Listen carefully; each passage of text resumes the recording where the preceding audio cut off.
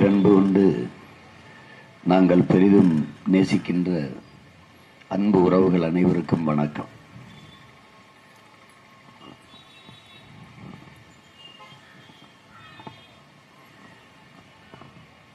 நீண்ட நெடிய நாட்களாக இந்த நிலத்தில் நிலவி வந்த அரசியல் கோட்பாடுகளை அகற்றி மண்ணின் வளம் மக்களின் நலம் காப்பதே முதன்மையான நோக்கம் என்பதை முன்வைத்து ஊழல் லஞ்சமற்ற உண்மையும் நேர்மையான நிர்வாகம், ஒரு எளிமை தூய்மையான நிர்வாகத்தை கொடுக்க வேண்டும் என்று உங்கள் பிள்ளைகள் விரும்பி இந்த வரலாற்று பெரும் பணியை செய்கிறோம். நமது முன்னவர்கள் அளப்பரிய தியாகத்தை இந்த மண்ணுக்கு மக்களுக்குமாக செய்தவர்கள். திராவிட கட்சிகள் அதன் ஆட்சி முறை அரங்கேறிய பிறகுதான் சகித்துக் கொள்ள முடியாத இந்த ஊழல், லஞ்சம், ஒழுங்கற்ற நிர்வாகம், அவதூறு பேச்சுக்கள், விமர்சனங்கள், அநாகரிக பேச்சுக்கள் இதெல்லாம் அரங்கேறியது இவர்கள் ஆட்சிக்கு வந்த பிறகுதான். அதையெல்லாம் மாற்ற வேண்டும் என்று துடிக்கிறோம். இந்த வாழ்க ஒழிக கோஷம், இந்த மாலை போடுதல், துண்டு போர்த்துதல், இதையெல்லாம் ஒழிக்கன்னு நினைக்கிறோம். பிரிட்டன்ல, இங்கிலாந்துல பிரதமர் சைக்கிள்ல பாராளுமன்றத்துக்கு போய் கொண்டிருக்கிறார். சாலையில் போய் சாதாரணமா கடையில பொருள் வாங்கிட்டு போயிட்டு மக்கள் வந்து மிஸ்டர் போரிஸ் ஒரு செல்ஃபி ப்ளீஸ் அப்படின்னு ஓகே ஓகே இன்னும் போரிஸ் பிரதமரோட மக்கள் சாதாரணமா செல்ஃபி எடுத்து போயிட்டு இருக்கான். கேரளாவில் ஒவ்வொரு தலைவர்களும் அவ்வளவு எளிமையா இருக்கிறாங்க.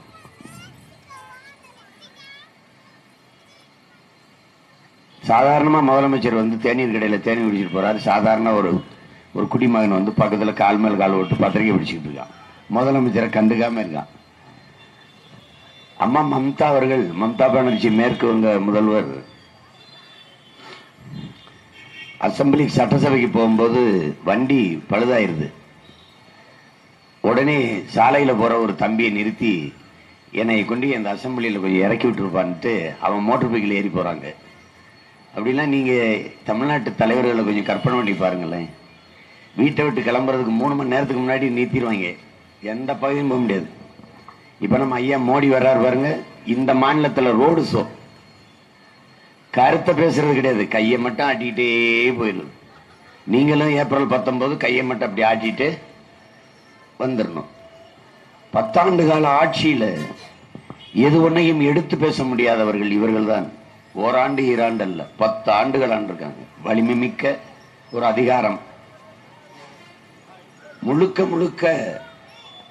இப்ப காங்கிரஸ் ஆட்சியில கூட கூட்டணி ஆட்சி, மற்ற கட்சிகளின் தயவு தேவைப்பட்டது. இவருக்கு தனித்த பெரும்பான்மை, முழு அதிகாரம் கொடுத்தார்கள் 2 முறையும். என்ன நடந்திருக்கிறது என்று பாருங்கள். ஒரு தாண்டோன்றித்தனமான ஒரு கொடுங்கோன்மை ஆட்சி. திடீர்னு பணம் செல்லாது என்பது, எண்ணெய்ன்னு உன்னை உருவாக்கி அந்த எண்ணெயை கொண்டு வந்தது காங்கிரஸ். அதை செயல்படுத்தி பழி வாங்குவது இவர். யாரை பிடிக்கலையோ எண்ணெயில தூக்கி உள்ள போட்டுருவாங்க. எங்களை எடுத்துக்கிறங்க, நாங்க என்ன சமூக குற்றம் பண்ணோம், என்ன தீவிரவாத செயலில் ஈடுபட்டோம், எங்களால் அந்த நாட்டில் சட்டம் ஒழுங்குக்கு என்ன கேடு வந்தது, எங்க பிள்ளைகள் வீடுகளில் எதுக்கு எண்ணெய் ரைடு? காரணம் என்ன? எண்ணெயை நோக்கி லட்சக்கணக்கான இளைஞர்கள் ஓடி வர்றாங்க. அதை தடுக்கணும்னா என்ன பண்றதுன்னா, இந்த ரைடை போட்டா அப்ப பயப்படுவாங்க, நம்ம வீட்டுக்கு ரைடு வந்துடுன்ட்டு பெற்றோர்கள் பிள்ளைகளை எண்ணெய் நோக்கி அனுப்ப பயப்படுவாங்க. அதுக்கு தான் இந்த வேலை. இது எங்கே நேர்மை இருக்கு, எங்கே உண்மை இருக்கு? எதிர்கட்சிகளே இருக்கக்கூடாது என்று அழித்து ஒழிக்க நினைத்தால் இந்த நாட்டில் ஜனநாயகம் எங்க இருக்கும்? எதிர்கருத்தே எழக்கூடாது என்று குறவழியை நெறித்தால் இங்க எங்கே மக்களாட்சி மலரும்? சர்வாதிகாரம் என்று கூட சொல்ல முடியாது என் உடன் பிறந்தவர்களே. இதை கொடுங்கோன்மை என்றுதான் சொல்லணும். சர்வாதிகாரம் என்பதற்கும் கொடுங்கோன்மைக்கும் நிறைய வேறுபாடு இருக்குது. ஒரு நேர்மையாளன் சர்வாதிகாரியாகத்தான் இருக்க முடியும் என்கிறார் ஐயா இறையன்பு. ஒரு நேர்மையாளன் சர்வாதிகாரியாகத்தான் இருக்க முடியும். இது செய்யாதே என்றால் செய்யாதே தான். இந்த சாலையில் 60 கிலோமீட்டர் வேகத்தில் தான் பயணம் செய்ய வேண்டும் என்றால் 60 கிலோமீட்டர் வேகத்தில் தான் பயணம் செய்யணும். மீறினால் தண்டம் கட்டணும் என்கிற நிலையை உருவாக்கணும். சிங்கப்பூர்லாம் அப்படித்தான். அந்த நாடு அவ்வளவு மிகச் சரியாக ஒழுங்காக இருக்கிறது என்றால் சாலையில் நீங்கள் 60 கிலோமீட்டர் வேகத்தில் தான் போகணும் என்று இருந்தால் 60 கிலோமீட்டர் வேகத்தில் போகணும். மீறிட்டால் அங்க ஒரு வளைவு இருக்கும், ஆர்ச். அந்த இடத்துல எழுதி வச்சிருக்கோம், இந்த இதை கடக்கும் போது நீங்க இந்த வேகத்துல தான் போகணும்னு. தவறு பண்ணினால் எல்லா வாகனத்திலையும் காசு போட்டு வச்சிருக்கணும், பேங்க் மாதிரி அப்படி வச்சிருக்கணும். அந்த பெனால்டி டக்குன்னு அந்த காசை எடுத்துக்கணும். அது 12 தவறுகளை பொறுக்கும். அதுக்கப்புறம் உங்க ஓட்டுநர் உரிமத்தை பறிச்சுக்கிறோம் அரசு. எவனாவது தவறு பண்ணுவான்னு நினைக்கிறீங்களா? நடந்து சாலையில் நடந்து போறவனுக்கு எவ்வளவு வேகத்துல எவ்வளவு அவசரமா போனாலும் முன்னுரிமை கொடுப்பான். வந்து நிப்பான், சரியா நின்று அப்படி போவான். சாலை விதியை அவ்வளவு அழகாக பின்பற்றுவார்கள் அந்த நாடுகளில் எல்லாம். நான் கனடாவுக்கு போயிட்டு இருக்கும் போது நள்ளிரவு பனி கொட்டுது. நானும் என் தம்பியும் கார் ஓட்டிட்டு வர்றான். ஒரு விடுதலை புலி எல்டிடி போயிட்டு இருக்கும்போது கண்ணு கட்டின தூரம் வரைக்கும் வண்டி இல்லை. ஆனால் ஒரு நிறுத்த குறி இருக்குது. நிக்கிறான், 10-15 நிமிஷத்துக்கு மேல நிக்கிறான். யாருமே இல்லையே, போகலாமேன்னு நான் சொல்றேன். அவன் சொல்றான், யாருமே இல்லைனாலும் போக கூடாதுன்னு, சட்டத்தை மதிக்கணும்னு. ஆனா இங்க அப்படி கிடையாது. எந்த சட்டம் எந்த விதியும் மதிக்கிறது இல்லை. காரணம், அளவு கடந்த சுதந்திரம்.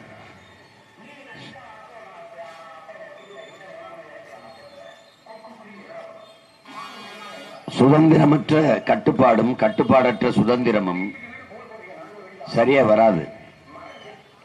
நம்ம இங்க ஓட்டு கேட்டுக்கிட்டு நமக்கு பின்னாடி ஒருத்த ஓட்டு கேட்டு வந்துகிட்டு இருக்காங்க. யாரான்னு பார்த்தா நம்மால் தான் நமக்காக பேசிட்டு வந்துட்டு இருக்கான். அடிப்படையிலிருந்து மாற்றணும். சாலை விதி, நாட்டின் சட்டம் ஆரம்ப கல்வியா இருக்கணும். 1ஆம் வகுப்புல 5ஆம் வகுப்பு வரைக்கும் என் பிள்ளைகளுக்கு நாட்டின் அடிப்படை சட்டம், நாட்டின் சாலை விதி, அதை கற்றுக் கொடுக்கணும். அப்படி ஒரு கல்வி முறையே நமக்கு இல்லை. அப்படி ஒரு கல்வி முறையே இல்லை. எதை படிச்சா எவ்வளவு சம்பாதிக்கலாம்ங்கிற கல்வி முறை தான் இங்க இருக்கு. நீங்க வெறும் கிழக்கியல் போஸ்ட் தான். நீங்க கற்றது வச்சு எதையும் படைக்க முடியல. உங்க நாட்டில் பொறியியல் படிக்கிறீங்க, அறிவியல் படிக்கிறீங்க, எது ஒன்றை படைச்சிருக்கிறீங்க. தாய்மொழியில் கற்றவன் தான் படைக்கிறான், தாய்மொழியில் கல்லாதவன் பயன்படுத்துறான். எல்லா நாடும் made in China, made in Russia, made in America, made in Japan, made in Singapore. நீ மேக் இன் இந்தியா, நீ மேட் இன் இந்தியா இல்ல. நீ என்ன மேட் இன் பண்ணுவ? ஊதுபத்தி, சாம்பிராணி, கொசுவத்தி, இதை தவிர வேற என்ன தயாரிச்சிருக்க? குவாட்ரு, ஆஃபு, ரம்மு, ஜின்னு, பீர் வேணா தயாரிப்ப. வேற என்ன தயாரிச்சிருக்க நீ? எதுல ஒரு நாடு இருக்கு? ஒன்னும் கிடையாது. எல்லாம் மேக்கின் தான். மேக்கின் இங்க வந்து தயாரி. அது என்ன மாதிரி பொருளாதார முறை, எந்த மாதிரி கொள்கை? கற்பப்பை என்னது, குழந்தையை சுமப்பது நான். ஆனால் பெத்து போடும்போது குழந்தை என்னதில்லை, அவன் எடுத்துட்டு போயிடுவான். அதான் இங்க இருக்கிற தொழிற்சாலைகள். எல்லாரும் வாங்க என் நாட்டில் தயாரிங்க அப்படின்னா அது எப்படி? வாடகை தாய் பொருளாதார கொள்கை. இந்த நாடு வாடகைக்கு விடப்பட்டிருக்கு. கொரியன் முதலாளி வருவான், ஜப்பான் முதலாளி வருவான், ரஷ்ய முதலாளி வருவான், அமெரிக்க முதலாளி வருவான். அவன் இங்க தொழிற்சாலை தொடங்கி தயாரிச்சு கொண்டு போவான். இப்ப ரொம்ப நீ உதாரணம் எடுத்துக்கிறான். நீட்டுன்னு ஒரு தேர்வு இருக்கு. நீட், அதுல தேர்ச்சி பெற்றாதான் நீ மருத்துவம் படிக்க முடியும். அதுலதான் மருத்துவம் படிக்க தகுதியான மாணவனை தேர்வு செய்யணும்னு சொல்லி நீட்டு தேர்வு நடக்குது. அந்த நீட்டு தேர்வை நடத்துவது யாருன்னு மட்டும் நீ சொல்லு. அந்த நீட்டு தேர்வை நடத்துறது யார்? அதை இங்க கண்டக்ட் பண்றது யார்? அமெரிக்காவில் இருக்கிற ஒரு தனியார் நிறுவனம், ஒரு முதலாளி, ப்ரோ மெட்ரிக்ங்கிற ஒரு தனியார் நிறுவனம் இவ்வளவு பெரிய நாட்டுல தன் நாட்டு மாணவர்களுக்கு ஒரு தேர்வு கூட நடத்த முடியல. அதையும் அமெரிக்க முதலாளிகிட்ட கொடுக்குது. இதுக்கு எதுக்கு சுதந்திரம்? இதுக்கு எதுக்கு ஜனநாயகம்? இதுக்கு எதுக்கு தேர்தல்? எதுக்கு தேர்தல்? இந்த 5 ஆண்டு நீங்க நடக்குதுல தேர்தல். நீங்க எல்லாம் நினைச்சுக்கீங்க தலைவரை தேர்வு செய்யறோம்னு. இல்லை, 95 விழுக்காடு இந்த நாட்டை வித்துட்டாங்க. இந்த 5 விழுக்காடு இருக்கு. அதை இந்த 5 வருஷம் கொடுத்தீங்கன்னா வித்துருவாங்க. யார் வாங்குவா? அதானி, அம்பானி. என்னை கேட்டா எங்களுடைய கருத்து, தேர்தலை நிறுத்து. ஏலம் விடு, டண்டர். இந்தியா 150 லட்சம் கோடி கடன், 151 லட்சம் வச்சு 151 லட்சம் கோடி இந்தியாவின் மதிப்பு அப்படின்னு ஏலம் விட்டினா யார் அதிக காசு கொடுத்து எடுக்கிறானோ அவன்கிட்ட ஒரு 5 வருஷம் கொடுத்துரு. அதானி எடுத்தா அவர் ஆளட்டும், அம்பானி எடுத்தா அவர்கிட்ட கொடு. ஏன்? நீ தானே சொல்ற கல்வியை அரசு சரியா கொடுக்க முடியாது, தனியார் தான் நல்லா படிக்க வைப்பான். நீ தான் மருத்துவத்தை அரசால தரமா கொடுக்க முடியாது, தனியார் தான் நல்லா மருத்துவம் பார்ப்பான். நீ தான் தண்ணீரை குடிமக்களுக்கு சரியா விநியோகம் பண்ண முடியாது, தனியார் தான் நல்லா விநியோகம் பண்ணுவான். நீ தான் மின் உற்பத்தியை உற்பத்தி செய்து மின்சாரத்தை சரியா விநியோகம் பண்ண முடியாது, அதையும் அதானி தான் பண்ணுவான். பெட்ரோல் டீசலை நியாயமான விலையில் மக்களுக்கு கொடுக்க முடியாது, அதான் அம்பானி பண்ணுவாரு. நீ தானே சொல்ற. சாலை போடுதல், பராமரித்தல். சாலைக்கு பேரு தேசிய நெடுஞ்சாலை, ஆனா இடையில 50 கிலோமீட்டருக்கு ஒருத்தன் குறுக்க கட்டையை போட்டு காசு வாங்குறான். அவன் யாரு? தனியார் முதலாளி. ரோட்டை கூறு போட்டு வித்த, நாட்டையும் கூறு போட்டு வித்துட்ட. எல்லாமே தனியார் மயம் என்றால் இந்த தேர்தல் எதுக்கு? தனியார்ட்ட கொடுத்துட்டு போக வேண்டியதானே. எல்லா நிர்வாகமும் தனியார் சிறப்பா செய்வார். போக்குவரத்து சிறப்பா நடத்துவார், விண்ணூர்தி வானூர்தி போக்குவரத்து சிறப்பா தனியார் நடத்துவார். அப்ப ஆட்சியும் தனியார் கொடுத்து போக வேண்டியது. நீ எதுக்கு வச்சுக்கிட்டு இருக்க? நீ உனக்கு எதுக்கு? ஏன விட்டு போ. எப்படிப்பட்ட ஆட்சி முறை இருக்குன்னு. இதுக்கு பேரு ஜனநாயகம், இது மக்களாட்சி, இது ஒரு குடியரசு, இது சுதந்திர நாடு. வளரும். யார் வளருது? வளர்ச்சினா யாருடைய வளர்ச்சி? தனிப்பெரும் முதலாளிகளின் வளர்ச்சி. தனிப்பெரும் முதலாளிகளின் வளர்ச்சியை ஒட்டுமொத்த நாட்டின் வளர்ச்சி, நாட்டு மக்களின் வளர்ச்சி என்று கட்டமைப்பது எவ்வளவு பெரிய ஏமாற்று, எவ்வளவு பெரிய ஏமாற்று. கொரோனா நேரத்திலே மாண்புமிக்க நிதியமைச்சர் அம்மா நிர்மலா சீதாராமன் அவர்கள் 80 கோடி ஏழைகளுக்கு நாங்கள் 5 கிலோ அரிசியும் 2 கிலோ பருப்பும் கொடுத்தோம்ன்றாங்க. 80 கோடி ஏழை. அரசே சொல்லுது. உலகத்தில் மிகப்பெரிய பணக்காரர்கள் அதானி அம்பானி 2 இருக்கான். பணக்காரன் இருக்கான், பரதேசி இருக்கான், பஞ்ச பராரியும் இருக்கான். எதை நோக்கி போகுது இந்த நாடு? வளர்ச்சி. யாருடைய வளர்ச்சி? ஒரு நொடி நீ வச்சு பார்த்தியா? 130 கோடி பேருக்கு செல்போன் கொடுக்க வேலை வச்சிருக்கான், திட்டம் வச்சிருக்கான். செல்போன் டிரான்சாக்சனுக்கு வா, கேஷ்லெஸ் எக்கனாமிக்கு வா, பணமில்லா பரிவர்த்தனைக்கு வா, செல்போன் கொடுக்க திட்டம் வச்சிருக்கான். 150 கோடி மக்களுக்கு கார் கொடுக்க திட்டம் வச்சிருக்கான். ஆனா நீரும் சோறும் கொடுக்க ஒரு திட்டமாக சொல்லியிருக்கான். அப்ப யோசிச்சு பாரு, என்ன தாண்டா அவன் பண்ணுவான் அப்படின்னு. உனக்கு தெரியுமா? இந்த மாசம் முடிஞ்ச உடனே இப்ப இந்த தேர்தல் வரைக்கும் தண்ணி சரியா கொடுப்பாங்க, ஏன்னா ஓட்டு போடாம போயிருவீங்கன்னு. தேர்தல் முடிஞ்ச உடனே தெருவில் குடத்தை இடி சுத்துவ. அப்ப என் ஞாபகம் வரும். என்ன ஒண்ணு தெரியுமில்ல? விலை உயர்ந்த கார் 1 கோடி கார் நிறைய பெட்ரோல் இருக்கு. ஆனா அந்த டிக்கியை திறந்து நான் 4 காலி கூட இருக்கும், தூக்கிட்டு காரை ஓடிட்டு எங்க தண்ணி கிடைக்குதுன்னு சுத்திக்கிட்டு போயிடுவான். நீ நடக்குதா இல்லையான்னு பாரு. நடந்திருக்கு, மறுபடியும் நடக்கும். நாட்டு மக்களுக்கு, அரசுக்கு கிடைக்காத தண்ணி, நாட்டு குடிகளுக்கு மக்களுக்கு கிடைக்காத தண்ணி விற்கிற தனிப்பெரும் முதலாளிக்கு மட்டும் கிடைக்கிறது. எப்படி வருது கிண்லே, எப்படி வருது மினரல், எப்படி வருது அக்கோஃபனா, எப்படி வருது அப்பலோகேன், எங்கிருந்து வருது? அது மக்கள் குடிக்கிற தரத்தில் இருக்கா? அதுக்கு அந்த தகுதி இருக்கா? தாகம் நிற்கும். அந்த தண்ணியை குடிச்சுன்னா தாகம் நிற்கும். ஆனால் இந்த தண்ணீரால் மனித உடலுக்கு கிடைக்கக்கூடிய ஆற்றல், சக்தி, திறன் கிடைக்குமா? யாரு சான்றிதழ் தருவா? எவ்வளவு பெரிய சிக்கல்ல நீ நிக்கிறான் பாரு. சொன்னா உனக்கு என்ன ஏதோ பேசிட்டுக்காருன்னு நினைப்ப. இந்த மரம் பூக்கும், நம் பாரம்பரிய மரமா? காய்க்காது. இந்த மரத்துல பறவை கூடு கட்டுமா? பறவைகள் வாழாது, பறவைகள் கூடு கட்டாது மரம் இல்லடா, அது பிசாசு. இந்த பூமியில நீரை உறிஞ்சி இப்படி இருக்கும். நம் பாரம்பரிய மரங்களை ஒழித்தார்கள். அது ஒரு உயிரியல் போர், பயோ வார். உங்களால புரிஞ்சு கொள்ள முடியாது. அவன் எப்படி செய்யறான் பாரு. கோதுமையை நம்ம வறுமையில கோதுமையை வாங்கணும் அமெரிக்கால இருந்து, அதுக்குள்ள பார்த்தீனிய விதைகளை தள்ளனா. நம்ம மலையிலங்கும் இயற்கை மூலிகைகள், அதுதான் மருத்துவத்தில் ஆகச்சிறந்த மருத்துவ குணம் கொண்ட மூலிகைகள் இருந்துச்சு. இந்த பார்த்தீனிய செடியை பூமியில விதைச்சு அவ்வளவு மூலிகைகளையும் தின்றுச்சு, அழிச்சு மூடிருச்சு.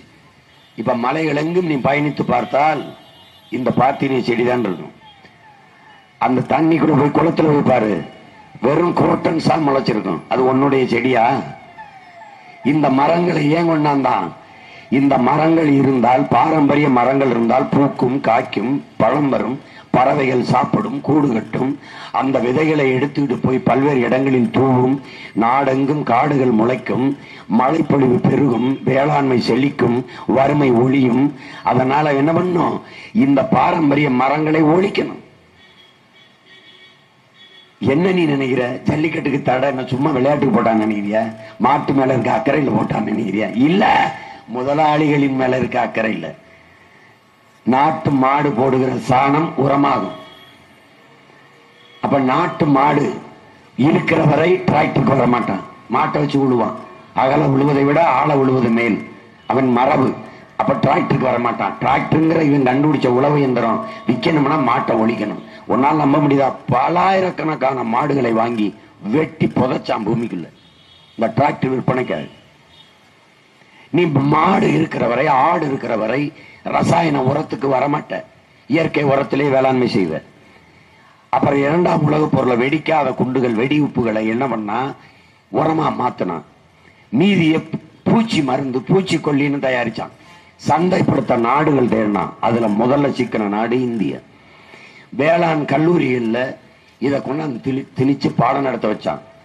நம்முடைய அப்பா நம்மாழ்வார் வேளாண் கல்லூரியில படிச்சுட்டு திருநெல்வேலியில் வேலை செய்யும் போது யதார்த்தத்துல பாக்குறாரு, நம்ம படிச்ச கல்விக்கு இதுக்கும் ஒரு சம்பந்தம் இல்லையே. அப்புறம் தான் தூக்கி போட்டு இயற்கை வேளாண் முறை எவ்வளவு அவசியம்ங்கிறது விளக்குனாரு. இப்ப இரண்டாம் உலக பொருளை வெடிக்காத வெடியுப்பை சந்தைப்படுத்துறதுக்கு அவன் என்ன பண்றான்னா, இந்தியாவை தேர்வு செஞ்சு கொண்டு வந்து போடுறான். அவன் கொடுத்த உரத்தை போட்டா நல்லா விளையும்னா நம்மளுடைய பயிரில் விளையில. அப்ப என்ன சொல்றான்னா, உன் விதை சரியில்லைன்றான். அப்போ வரப்புக்கு மேல சாஞ்சு வளர்ந்து கிடக்கும், சாஞ்சு கிடக்கும், குனிஞ்சு அறுத்த. இப்ப உட்கார்ந்து இருக்கிற வரப்புக்கு உள்ள இருக்கு பயிர். அடி காட்டுக்கு, நடு மாட்டுக்கு, நுனி வீட்டுக்குன்னு இருந்தது. இப்ப அடி இருக்கும், அடி இருக்கும், நுனி இருக்கும், நடு இருக்காது. ஏன்னா மாட்டுக்கு தீவனம் இல்லாம ஒழிக்கணும். குட்டப்பயிர் 5008 5020 கொண்டு வந்தான். குட்டப்பயிர் வரப்புக்கு உள்ள இருக்கும் பயிர். அந்த விதை யாரு கொடுத்தா? ராக்பல்லர் ஃபவுண்டேஷன் அமெரிக்கால இருந்து இறக்கி முடிச்சுட்டான். இப்ப அவன் போடுற உரம் வெடிப்பு. இப்ப நல்லா கவனிச்சுக்கிட்டீங்கன்னா மண்புழு, நண்டு, நத்தை இவையெல்லாம் தான் பூமியை வளப்படுத்திக்கிட்டு இருக்கும். கண்ணுக்கு தெரியாத பல கோடிக்கணக்கான நுண்ணுயிர்களின் திரட்சி தான் மண்ணு. அது நமக்கு தெரியாது. ஆனால் அவன் மிகப்பெரிய வேலையை செய்வான். அந்த இடத்துல ஆட்டுச்சாணம், ஆட்டு புழுக்க, மாட்டுச்சாணம் இயற்கை மக்கிய இலைதலை கழுவி போட்டா அப்படி நீரை உறிஞ்சி வச்சுக்கிறோம். ஒரு தடவை தண்ணி வச்சோன்னா ஒரு வாரத்துக்கு 15 நாளைக்கு ஈரம் இருக்கும். ஆனா ரசாயன வெடி உப்பை போட்டா நீ உப்பை தின்னா எப்படி தண்ணி குடிப்பியோ அப்படி அதை போட்ட தண்ணீரை உறிஞ்சி நிலத்தை வறட்சி ஆக்கி விட்டுரும். அப்ப நிறைய தண்ணி தேவைப்படுது. எவ்வளவு இருக்கு பாரு. இப்ப உன் பாரம்பரிய மாட்டை ஒழிச்சாதான் நீ ரசாயன ஓரத்துக்கு வருவ. அதனால போடுறா ஜல்லிக்கட்டுக்கு தடைனா. மாட்டு மேல அக்கறை நீ நினைச்ச இல்ல. அது ஒரு சந்தை, அது ஒரு சந்தை. இதை தெரிஞ்சதுனாலதான் ஜல்லிக்கட்டு நாங்க நடத்துவோம், எங்கள் காளைகளை, பாரம்பரிய மாடுகளை காப்போம் என்று நம்ம இருக்கிறோம். இப்ப நீ ஒரு தடவை இப்ப நம்மகிட்டே ஆட்சி வந்துச்சுன்னு வச்சுக்க, வேளாண்மை அரசு பணியா மாத்தி வேளாண்மை செய்யறோம்னு வச்சுக்க, விதைக்கு எங்க வருது? உங்க மனச்சான்ற சொல்லிட்டு சொல்லுங்க. உங்க வீட்டுல தக்காளி விதை, கத்திரிக்காய் விதையெல்லாம் வச்சிருக்கீங்களா? வெண்டைக்காய் விதை இருக்கா? இல்ல. யார்கிட்ட இருக்கு? சின்சாண்டோ, மான்சாண்டோ அமெரிக்க நிறுவனத்துக்கிட்ட இருக்கு. நீ தக்காளி கடையில தான் விதை வாங்கணும். வாங்கி விதைப்ப, முளைக்கும். அதுக்குள்ள விதை இருக்கும். அதை எடுத்து போடுவ, முளைக்காது. ஏன்? மரபணுவை மாத்திருக்கான், முளைக்காது. தக்காளி 2 நாள்ல கெட்டு போயிடும். ஆனா இன்னைக்கு 1 மாசம் வரைக்கும் இருக்கும். தக்காளி கீழே தூக்கி போட்டினா தெரிக்கும். இப்ப கீழே ஒட்டுக்கி போட்டினா குதிக்கும். ஏன்? தவளையின் கொழுப்பை விதைக்கிற செலுத்திருக்கான். ஏன் இதை சொல்லிக்கிட்டே இருக்கேன்? உனக்கு உன் மேல இருக்க பாசம், உன் மேல இருக்க அக்கறை. நீ விஷத்தை திங்கிறாய்டா, நீ உணவை திங்கல, நீ நஞ்ச உண்ணுற. அதை உணர்த்தத்தான் என் தங்கைய உணவியல் வல்லுநரை தேர்தலில் நிறுத்திருக்கேன். உனக்கு புரியுதுன்னு நினைக்கிறேன். உணவே மருந்து, உணவே மருந்து, உணவே மருந்து. அப்படி வாழ்ந்த இனம் நீ. அப்படி தொண்டை கட்டிடுச்சு அப்படின்னு என்ன பண்றது? மிளக பனங்கற்கண்டோட, மிளகு பொடியாக்கி பனங்கற்கண்டோட என் மனைவி ஒரு டப்பால கொடுத்துச்சு கார்ல. மருந்து சுக்கு கசாயம் குடி, மருந்து. எல்லாமே தமிழன் வாழ்வியல்ல எல்லாமே உணவே மருந்தா இருந்திருக்கு. ஆனா இன்னைக்கு உணவு விஷமா இருக்கு. நீ தண்ணி குடிக்கிறேன்னு நினைக்கிறியா, விஷத்தை குடிச்சுக்கிட்டு இருக்கியா? நீ சோறு திங்கிறன்னு நினைக்கிறியா, நஞ்ச உண்டு கொண்டு இருக்கிற? நீ காற்றை சுவாசிக்கணும்னு நினைக்கிறியா, கந்தக தூசிய சுவாசிக்கிற? இந்த கார் வெளியிடுற பெட்ரோல் டீசல் தூசி இருக்குல்ல, அது எங்க போகுது? ஒரு கார் வெளியிடுற நச்சு காற்று இருக்குல்ல, அதை கட்டுப்படுத்துறதுக்கு 6 மரங்கள் தேவைங்கிறான். 6 மரம் வச்சிருக்கியா? எத்தனை கார் எத்தனை வண்டி போகுது, எத்தனை மரம் இருக்கு நீ எண்ணிக்க? ஒரு மனிதனுக்கு ஆவரேஜ் சராசரி 422 மரங்கள் தேவை. ஒரு நாடு என்ன தெரியுமா சொல்லிருக்கு? 28 மரம் வச்சிருக்கேன்னு சொல்லியிருக்கு. வச்சிருக்கேன்னு சொல்லுது. மோடி 15 லட்சம் ரூபாய் போடுற மாதிரி தான் வங்கி கணக்குல சொல்லுது. இருக்கா? இருக்கா? 422 மரம் தேவை. இந்தியால 28 மரம் இருக்குன்னு சொல்லுது ஒரு மனிதனுக்கு. உன்னால நம்ப முடியுதா? கனடாங்கிற ஒரு நாடு இருக்குல்ல, ஒரு மனிதனுக்கு 10,000 மரங்கள் வச்சிருக்கு. நம்ப முடியுதா பாரு? கனடான்னு ஒரு நாடு, பெரிய நிலப்பரப்பை கொண்ட நாடு, 10,000 மரங்கள். அந்த நாட்டின் பிரதமர் சொல்றாரு, இன்னும் 100 கோடி மரங்கள் நட்டு வளர்ப்பதற்கு உத்தரவு போட்டிருக்கேன். எப்படி? 100 கோடி மரங்கள். மோடி ஓடி ஓடி வருவார் போவாரே ஒழிய அதெல்லாம் சிந்திக்க மாட்டார். அவருக்கு தெரியாது. அவருக்கு தாடி தான் வளர்க்க தெரியுமே ஒழிய மரம் எல்லாம் வளர்க்க தெரியாது. அவர் கிளீன் இந்தியா பாரு. கிளீன் இந்தியால கிளீன் ஆயிடுச்சா நாடு? கிளீன் ஆயிடுச்சா? கவிப்பேரரசு வைரமுத்து எழுதுறது, கடல்ல எங்கடா நதி கலக்குது? பிளாஸ்டிக் பாலித்தீன் குப்பை தாண்டா கிடக்குது. கடலில் இருக்கிற மீன்களின் எண்ணிக்கையை விட பாலித்தீன் பிளாஸ்டிக் எண்ணிக்கை அதிகங்கிறது. ஒரு திமிங்கலம் செத்து கரை ஒதுங்குது. இதன் உடன் பிறந்தவனே வயிறை கீறி பார்த்தார்கள். 42 கிலோ பிளாஸ்டிக் உள்ள இருந்துச்சு.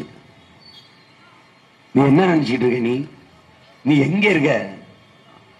இவன் வருவான் பிஜேபி, சாமி ராமரு பிள்ளையாரும்பா. டேய், சாமி கும்பிடுறதுக்கு கோடி இருக்குடா, வாழ்றதுக்கு ஒரே ஒரு பூமி தாண்டா இருக்கு. இத காப்பாத்துறா முட்டாப்பளை, இத பேசுறா. சந்திர மண்டலத்துக்கு சந்திராயனுக்கு போவான். எங்க? காத்து இருக்கா, தண்ணி இருக்கா, மனுஷன் குடியேறலாமா? முட்டாப்பயலுக்கு பிறந்த முட்டாப்பயல இருக்கிற பூமியில தண்ணியை சரியா வச்சுக்கிற, காற்றை சரியா வச்சுக்கிற. எத்தனை ஆயிரம் கோடி செலவழிக்கிறான் விண்வெளிக்கு போய். சந்திர மண்டலம் சந்திரமண்டலம் உனக்கிட்ட நாடகம் போடுறான். நீனும் பாத்துக்க. என்ன பண்ண போற? சந்திராயன்ல போய் சந்திர மண்டலத்தை போய் என்ன பண்ண போற? உழைக்கும் அடித்தட்டு மக்களின் அன்றாடங்காட்சிகளின் காசை நாசம் பண்ற. சந்திர மண்டலத்தை போய் குடியேற போறியா? என்னைக்கு முடிவு செய்ய? என்னைக்கு எங்களை குடியேற்ற போற? சரி, பிஜேபி நீ என்ன பண்ற? முதல்ல இந்துவை குடியேற்றுவியா, இஸ்லாமியரை குடியேற்றுவியா, கிறிஸ்தவரை குடியேற்றுவியா? நீ போய் நிலவுல குடியேற விட்டு ரஷ்யா அமெரிக்காலாம் உனக்கு வேடிக்கை பார்த்துருக்குமா? வாழுகிற இந்த பூமியில் தண்ணீரை பாதுகாத்து தரமான தண்ணீரை குடிகளுக்கு கொடுக்க, சுவாசிக்கிற காற்றை, தூய காற்றை சுவாசிக்க மக்களுக்கு வாய்ப்பு ஏற்படுத்த அதுக்கு முயற்சிக்காத அரசு சந்திர மண்டலத்தில் மனிதனை குடியேற்றுவதற்கு நீர் இருக்கா, காற்று இருக்கா என்று தேடுது என்றீங்களா? இதை நீங்க நம்பிக்கொண்டிருக்கிறீர்கள். இந்த அரசு அதிகாரங்கள் மீது உங்களுக்கு எந்த கோபமும் வர மாட்டேங்குது. ஏன்? என்ன பண்ற நீ? சந்திர மண்டலத்துக்கு இப்படி போகுது, விண்வெளிக்கு சந்திராயன். எங்கால மூக்க பிடிச்சுக்கிட்டு உன் கக்குஸ் உன் கழிவு இருக்குல்ல, அதை ட்ரைனேஜுக்குள்ள அல்றதுக்கு அவன் மூழ்கிறான் மனிதன். என்னடா உன் சயின்ஸ், என்னடா உன் விஞ்ஞானம், என்னடா உன் பொறியியல்? அமெரிக்காவில் இதே கழிவை எந்திரம் அல்லது ஓட்டை வாக்கு சீட்ல போடுறான். நீ ஓட்டை எந்திரத்துல போடுற, கழிவை மனிதன் அல்ல வைக்கிற. உன்னை கொல்லாம என்னடா பண்றது? உங்களெல்லாம் வளர்ச்சி பத்தி பேசுற. என்ன வளர்ச்சி? எந்த கோயிலடா குருமா குருக்கள் வந்து மணி அடிக்கிறாங்க? சுவிட்ச தட்டினா மணி அடிக்கும்டா, டேங் டேங். கை மாறிய ஒண்ணு செஞ்சு அது கையில சுத்தியில கொடுத்துருக்கான், டேங் டேங்னு அடிக்கும். போய் பார் கோயில்ல. ஏன்? அவருக்கு கை வலிக்குமா? அப்படின்னா அதுக்கு மாற்று கண்டுபிடி. தண்ணி மூழ்கி சுத்தம் பண்றானடா சாக்கடைக்குல, விஷவாயு தாக்கி செத்து போறானடா. அதுக்கு ஏன் மாற்று பண்ணல? மாற்று இல்ல இருக்கு அமெரிக்கால. அந்த முறை ஏன் நீ பின்பற்றல? ஏன்னா அல்ற எங்காலு நீ இல்ல, அதனால நீ அதை கண்டுவிடல. எவ்வளவு பெரிய கொடுமைன்னு பாரு நீ. இதெல்லாம் வளர்ச்சி, இதெல்லாம் ஒரு இது. ஆள் குழாய் கிணறுல குழந்தை விழுந்துருது, காப்பாத்த துப்பு இருக்கா? இல்ல. முடியல ஒன்னால. அப்ப நீ என்ன பண்ண? கடும் சட்டம். ஆழ்குழாய் கிணறு தோண்டினால் மூடி வைத்து விட்டு போகணும். மறுநாள் வேலைக்கு வர்ற வரைக்கும் குழந்தைகள் விளையாட உள்ள ஒரு சம்பவம்னா பரவாயில்ல. தினந்தோறும் நாள்தோறும் நடக்குது. இப்ப அண்மையில கர்நாடகால ஒரு குழந்தை உள்ள விழுந்துச்சு. அப்ப அதற்கான வளர்ச்சி, அதற்கான மாற்று இல்லை. அப்படி இல்லைங்கும் போது என்ன பண்ணும்? மூடி வைக்கணும். மூடி வைக்காம பொறுப்பற்று பண்ணணும். தூக்கி 6 மாசம் உள்ள போடணும். அப்பதான் பயம் வரும். அப்படி இல்லை நாடு. இந்த அடிப்படைகளை எல்லாம் மாற்றணும்னு நினைக்கிறோம். அப்படி இல்லைன்னா சரியா வராது, சரி வராது இது. எனவே என் அன்பு தம்பி தங்கைகள், அருமை உடன் பிறந்தவர்கள், சும்மா அந்த பிள்ளைங்க ஏதோ சின்ன பிள்ளைய நிறைய பேர் நினைக்கிறது இவங்க ஜெயிக்க மாட்டாங்க, சின்ன பசங்க ஜெயிக்க மாட்டாங்க அப்படி. நீ போடு, நாங்க தான் ஜெயிப்போம். போடு ஒரு தடவை. நீங்கள் எளிதானதை செய்கிறீர்கள் என்று சொன்னமே, சரியானதை செய்யுங்கள். எளிதானதை செய்யாதீர்கள், சரியானதை செய்யுங்கள். ஜெயிக்கிற பக்கம் போய் நிற்காதீர்கள், நீங்கள் நிற்கிற பக்கத்தை ஜெயிக்க வையுங்கள். அதான் சரியான வீரம். எது சரியோ அதை செய்ய பழகுங்கள். விவேகானந்தர் சொல்றார்ல, நீ எதற்காகவும் உண்மையை விட்டுக் கொடுக்காத. உண்மைக்காக எதை வேணாலும் விட்டுக் கொடு, உயிரை கூட கொடுங்கிறார். நாங்கள் உண்மையின் பக்கம் நிற்கிற உங்கள் பிள்ளைகள் எங்களுக்கு ஒண்ணும் தரவனா. நீங்க ஒரே ஒரு ஓட்டைத்தான் கேட்கிறோம். நாங்கள் கையேந்தி நிற்பது அண்ணனும் தங்கையும் உங்களுடைய வாக்கை மட்டுமல்ல, வருங்கால என் தம்பி தங்கைகளின் வாழ்க்கையை. குடிக்க உங்கள் பிள்ளைகளுக்கு நல்ல தண்ணீர் வேணுமா? சுவாசிக்க நல்ல காற்று, பாதுகாப்பான சூழியல், பெண் தனியாக நடக்கும் போது அவளுக்கு பாதுகாப்பு, அச்சுறுத்தல் இல்லாத பாதுகாப்பு உங்களால் நம்ப முடிகிறதா? என்றைக்கு ஒரு பெண் உடல் நிறைய நகை அணிந்து கொண்டு நள்ளிரவில் தனியாக நடந்து செல்ல முடிகிறதோ, எந்த ஆபத்தும் இல்லாமல் நடந்து செல்ல முடிகிறதோ, அன்றுதான் இந்த நாட்டை சுதந்திர நாடு என்று கருதுவேன். யார் சொன்னது? காந்தியடிகள். ஆனால் இந்தியாவில் அப்படி ஒரு நிலை இதுவரை இல்லை, இனி உருவாக போறதில்லை. ஒருவேளை உங்க மகன் ஆட்சிக்கு வந்தால் தமிழ்நாட்டில் அந்த நிலை உருவாகும். ஏன் உருவாகும்? எங்கள் நாட்டில், தமிழீழ நாட்டில், என் தலைவன் கட்டி எழுப்பிய நாட்டில், என் உடன் பிறந்தவர்களே, நீங்க எண்ணி பாருங்க. போர் சூழல். எங்கள் பெண்கள் கை குழந்தையோடு தனியாக, என் தங்கைகள், என் அக்காக்கள், என் அம்மாக்கள் தனியாக போவார்கள். ஏன்? அப்படிப்பட்ட தலைவன் செதுக்கி இருந்தான் அந்த நாட்டை. ஒருத்தன் கிடையாது. மது கிடையாது, சூதாட்டம் கிடையாது. உலகத்தில் எல்லா நாட்டு ராணுவத்திலும் மது பரிமாறப்படும், சிகரெட்டு கொடுக்கப்படும். உலகத்தில் ஒரே ஒரு ராணுவம், தமிழீழ தேசிய ராணுவத்தில் மட்டும்தான் மது, புகையிலை, வெற்றிலை, பாக்கு எல்லாம் தடை. தொடமாட்டான். அப்படிப்பட்ட ஒரு நாட்டை படைக்க வேண்டும் என்றால், என் அன்பு தம்பி தங்கைகள், என் அருமை பெற்றோர்கள், உங்கள் பிள்ளைகள் எங்களை தேடுங்கள். உங்கள் மதிப்புமிக்க வாக்கை எங்களுக்கு போடுங்கள். நீங்கள் யாருக்கும் புதிதாக வாய்ப்பு கொடுக்க போறது இல்லையே. பிஜேபிக்கு 10 ஆண்டு ஆளை கொடுத்துட்டீர்கள். மோடிக்கு இன்னும் ஒரு 5 ஆண்டு கொடுத்து என்ன செய்ய போறீர்கள்? மோடிக்கு கொடுத்தால் சவக்குழிக்கு நம்மளை புதைத்து மூடிவிட்டு போவார். அவ்வளவுதான், வேற ஒண்ணும் நடக்காது. அதே பஞ்சம், அதே பசி, அதே வறுமை, அதே ஏழ்மை, அதே கொடுமை. அவர்கள் மதம் அது இருந்தால் போதும், சாமி அது இருந்தால் போதும். சாதி மத கடவுள் உணர்ச்சி என்பது உடனே பற்றி கொள்ளக்கூடியதா இருக்குது.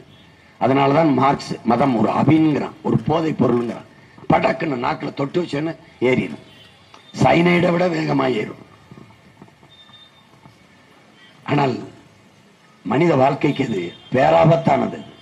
அதையே பேசிக்கொண்டு ஆட்சி செய்கிறவன் மக்களை பற்றி எப்படி சிந்திப்பான்?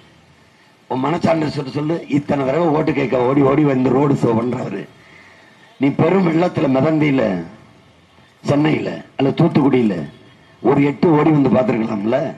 இல்ல அங்கிருந்தே ஒரு ஆறுதலா, ஒரு வார்த்தை, ஒரு அறிக்கை, இந்த பேரிடர், இந்த பெருந்துயரத்திலிருந்து என் மக்கள் மீண்டு வர நான் உதவுறேன், நீங்க வருந்தாதீர்கள், இந்த இயற்கை பேரிடரை நம்ம கடந்து வரலாம், நான் உங்களுக்கு இந்த அரசு, இந்த பாரதிய ஜனதா அரசு, இந்திய அரசு உங்களுக்கு உறுதுணையாக இருக்கும். அப்படி ஏதாவது ஒரு வார்த்தையை பதிவு செய்த நீ படிச்சதுண்டா? நம்மை அவர்கள் உயிராகவே கருத மாட்டார்கள். நம்ம ஒரு ஓட்டு. நம்ம ஏன் வைத்திருக்கிறார்கள்? வரி. உன்னை பார்த்தால் நல்ல வரி, இவர் ஒரு வரி, நீ வரி. இந்த நிலத்தை ஏன் இந்தியாவோட வைத்திருக்கிறார்கள்? இந்த நிலத்துக்குள் இருக்கிற வளம். உன்னால் நம்ப முடிகிறதா? இந்திய நிலப்பரப்பில் 81 விழுக்காடு நிலக்கரி தமிழ்நாட்டில் தான் இருக்கு. நான் இப்படி கேட்கிறேன், காவிரி படுகையில மீத்தேன் இருக்கு எடுக்கிறேன், கங்கை படுகையில இருக்கா இல்லையா? சொல்லு யாராவது, இருக்கா இல்லையா? காவிரி படுகையில் தோன்ற நீ ஏன் கங்கை படுகையில மீத்தேன் எடுக்கல? ஏன்னா அவனுக்கு பெத்தவன அப்பனா இருந்தா ஆட்சி செய்யற அந்தந்த ஸ்டேட்ல. எனக்கு மத்தவனே இருக்கனால மீத்தேன் திட்டத்தை நாங்கள் தான் கொண்டு வந்தோம். யாரு? பூமி தாயின் ஈரக்கொலை அறுக்கிறது, இதயத்தை அறுக்கிறது, சிறுநீரத்தை அறுக்கிறத நாங்க தான் கொண்டு வந்தோம் என்று பெருமையா பேசிய கட்சி திமுக. இப்படி பார்ப்போம். இந்த நீற்றின ஆய்வு அமெரிக்கா வந்து நீற்றின ஆய்வை செய்யுது. அது ஏன் தமிழ்நாட்டில் தேனியில என் மேற்கு தொடர்ச்சி மலையை மட்டும் குடையிற? கேரளாவில் தானே ஆரம்பிக்குது மேற்கு தொடர்ச்சி மலை. அங்க இந்த நீற்றின ஆய்வை பண்ணலாம். ஒரிசால போய் முடியுது, கர்நாடகா, ஒரிசா, இதுல செய்ய முடியாது. உள்ள பெரிய மலை இருக்கு, இமயமலை, அதுல செய்ய முடியாது. ஏன் செய்யல? தகப்பன் இல்லாத வீடு, தலைவன் இல்லாத நாடு, ரெண்டும் தட்டுக்கட்டு நிற்கும். இது தலைவன் இல்லாத நாடு. நல்லா கவனிச்சுக்க. ஏன் தேனியில என்னுடைய மேற்கு தொடர்ச்சி மலையை நொறுக்கிற, என் மலையை நொறுக்கிற, அதுல 50,000 60,000 டன் எடையுள்ள வெடிமருந்துகளை உள்ள வச்சு மலையை தகர்ப்பான. லட்சக்கணக்கான டன் தூசு அப்படியே காற்று மண்டலத்துல கலக்குமா. நம்ம சொல்லல, அவங்களே சொல்றாங்க. அப்ப லட்சக்கணக்கான தூசு காற்று மண்டலத்தில் கலந்தால் என் மக்களின் சுவாசம் என்ன? எதை சுவாசிக்கிறது? இந்த வெடிக்க வச்சு வெளியே சிலறில கற்கள், அது என்ன பண்ணுவீங்க? உடனே ரோடு போட்டுருவோம். அவ்வளவு நல்லவங்களா? அவங்க நல்லவனே. நீங்க என் மண்ணை நாசமாக்குற வேலை நடந்து கொண்டிருக்கு. உன் மலையை, உன் காட்டை, உன் நீரை, உன் நிலத்தை, அதன் வளத்தை எல்லாம் நாசம் பண்ணிட்டான். இப்ப இருக்கிறதையாவது காப்பாற்றணும். எங்க அப்பா நம்மாழ்வார் இன்னைக்கு பிறக்கிற ஒரு குழந்தை 25 ஆண்டுகள் கழித்து வாழ்வதற்கு இந்த பூமியில் இடம் இருக்காது. இல்லை என்றால் வாழ்வதற்கு பூமியில் இடம் இருக்கு, இல்லைன்னா வாழ்ற இடமாக இந்த பூமி இருக்காது. இதுதான் அதுக்குள்ள எச்சரிச்சுக்கணும். அப்பாவாது 25 ஆண்டுகள் சொன்னாங்க. ஐயா, தமிழ் தேசிய பொது உடைமை பேரியக்கத்தினுடைய பொதுச் செயலாளர் நம்முடைய ஐயா கி வெங்கட்ராமன் அவர்கள் சூழியல், பொருளியல், அரசியல் ஒரு புத்தகம் இருக்காங்க, படிங்க. 120 நாடுகளினுடைய ஆய்வறிஞர்கள், சூழியல் ஆர்வலர்கள் ஆய்வு செய்த ஒரு அறிக்கையை ஐநாவில் தாக்கல் செய்யறான். அவன் என்ன சொல்றான் தெரியுமா? இன்னும் 12 ஆண்டுகள் தான் பூமியில் வாழ்நாள் இருக்கும். பூமியின் வாழ்நாள் இன்னும் 12 ஆண்டுகள். அதுக்குள்ள எச்சரிச்சுக்கிறீங்கடா, இந்த பூமியை காப்பாற்ற முயற்சி செய்யுங்கடான்னு. ஐநாவும் கண்டுகல, அறிக்கை தாக்கல் செஞ்சவனும் கண்டுகல, உலகத்தில் எந்த நாடும் கண்டுகல. அவர் எழுதினாரு, நான் கத்துறேன், பேசுறேன். இது 2 பேர் தான் செஞ்சுக்கிட்டு இருக்கோம். அதனால இந்த பிஜேபி, இந்த காங்கிரஸ், இந்த திமுக, இந்த அதிமுக இதை எல்லாம் மறுபடியும் நீ பிடிச்சு தொங்குவது என்பது மிகப்பெரிய பேராபத்து. மாற்றம் என்பது சொல்லாக இல்லாமல் செயலாக வர வேண்டும். செயலா வரணும் என்றால் மாற்றத்திற்கு இருக்கிற ஒரே அரசியல் பேரியக்கம் நாம் தமிழர் கட்சி தான். நாம் தமிழர் கட்சி அதன் வேட்பாளர் என்னுடைய தம்பி தங்கைகளுக்கு நீங்கள் வாக்கு செலுத்தி வெல்ல வைக்கணும். இந்த கோயமுத்தூர் நாடாளுமன்ற வேட்பாளராக என் அன்பு தங்கை கலாமணி ஜெகநாதன் அவர்களை நான் நிறுத்தியிருக்கேன். உணவியல் வல்லுநர். போன முறை நிறுத்தினேன். ஆனா நீங்க எங்களை தான் ஒரு பொருட்டாவே நினைக்கிறது இல்லை. நாங்களும் விடுறதா இல்லை. நாங்கள் வெற்றியை துரத்தி கொண்டிருக்கோம். ஒரு நாள் அது சிக்கும். ஓடி பிடிக்கிற ஆற்றல், வலிமை எங்களுக்கு இருக்கு. அவர் ரொம்ப நாள் தப்பிக்க முடியாது. தோல்வி என்ன சொல்லுது? தோல்வி என்னை தொட்டு விட்டு சென்றவன் தோற்றதாக வரலாற்று செய்தி இல்லைங்குது. தோல்வி யார் பெருமா? அதான் வெற்றியின் தாய். எளிதில் வென்றவனுடைய இதயம் பூவினும் எளிதா இருக்கும். தோற்று வென்றவனுடைய இதயம் இரும்பினும் கடினமாக இருக்கும். எங்களுக்கு வெற்றியின் அருமை தெரியும், வென்றால் என்ன செய்யணும்னு தெரியும்.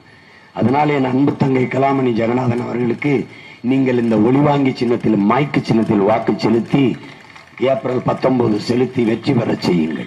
இந்திய நாடாளுமன்றத்திற்குள் இந்த மண்ணின் மக்களினுடைய சிக்கல்களை, பிரச்சனைகளை பேசி அதுக்கு தீர்வு காணுவதற்கு என் தங்கைக்கு வாய்ப்பு கொடுங்கள். புரட்சி எப்போதும் வெல்லும். நம் வெற்றி அதை சொல்லும். இலக்கு ஒன்றுதான், இனத்தின் விடுதலை. தமிழ்தாய் வாழ்க, தலைவர் பிரபாகரன் வாழ்க, நாம் தமிழர்.